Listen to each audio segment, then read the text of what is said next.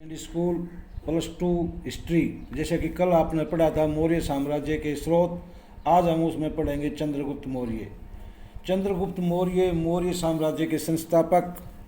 दुर्भाग्य वंश हमें उनके प्रारंभिक जीवन और वंश से संबंधित कुछ भी जानकारियां नहीं हैं। फिर भी बौद्ध परंपराओं के अनुसार चंद्रगुप्त का पिता मौर्य नगर का राजा था, जबकि अन्य राजा से लड़ते हुए मारा गया। उसमें उसकी रानी गर्भवती थी और पाटलिपुत्र में अपने भाई के पास चली गई। 345 ईस्वी पूर्व एक बच्चे को जन्म दिया। बच्चे का नाम रखा चंद्रगुप्त। बालक की रक्षा के लिए उसे गवाले के सुपर्द कर दिया और गवाले ने उसे एक शिकारी के हाथों बेच दिया। एक दिन जब बालक कुछ बालकों के साथ मिलकर एक शाही खेल खेल रहे थे, तो उस समय उस बालक के ऊपर कौटिल्य अर्थात चाणक्य की दृष्टि पड़ी, तो उसने उसे शिकारी से खरीद लिया और अपने साथ तक्षशिला ले गया। 7-8 वर्ष तक सभी प्रकार की शिक्षा प्रदान करके कौटिल्य तक्षशिला नगर के एक ब्राह्मण का पुत्र था, जो बाद में वह नंद शासक के दरबार में पाटलिपुत्र गया। कौटिल्य का भारी अपमान किया गया और उस समय कौटिल्य ने भरे दरबार में प्रतिज्ञा की थी कि वह नंद वंश को समाप्त करके ही सुख की सांस लेगा। एक अन्य विचार के अनुसार चंद्रगुप्त ने अपना बचपन तक्षशिला में नहीं अपितु पाटलिपुत्र में व्यतीत किया। युवा होने पर उसने नंद वंश के दरबार में नौकरी कर ली। किसी कारणवश उसको नंद वंश से सैनिक पद से हटा दिया गया और वह इस बात से नाराज होकर नंद शासक की नौकरी छोड़कर वहां से निकल गया। स्थान स्थान पर घूमता हुआ तक्षशिला पहुंचा और वहां उसकी भेंट कौटिल्य से हुई।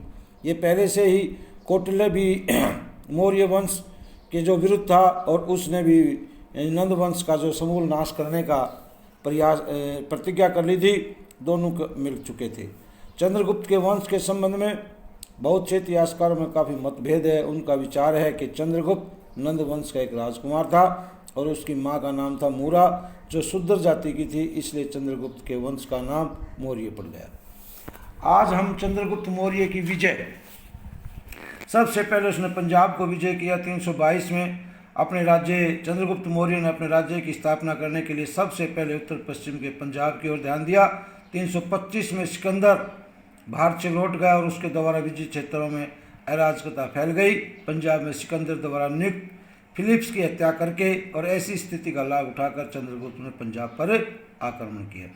दूसरा आक्रमण मगध पर 321 ईस्वी पूर्व। पंजाब की विजय से प्रोत्साहित होकर चंद्रगुप्त मौर्य ने अपना ध्यान मगध की ओर लगाया, क्योंकि वहाँ की भौगोलिक और आर्थिक दृष्टि बहुत ही महत्वपूर्ण थी। उस समय वहाँ का राजा था धनानंद और उसके अत्याचारों के कारण प्रजा बहुत ही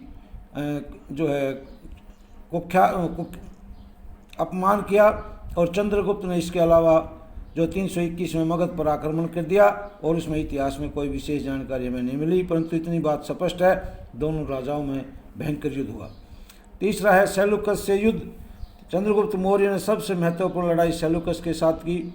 सिकंदर का एक महान सेनापति और उसने पश्चिम और मध्य एशिया के कई महत्वपूर्ण क्षेत्रों पर अधिकार कर लिया था।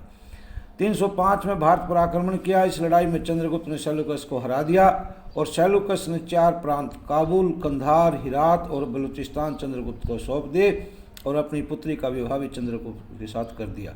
ऐसा मैग्सनीज को राजदूत बनाकर भेजा गया था और उसने 500 हाथी सेल्यूकस को भेंट किए गए।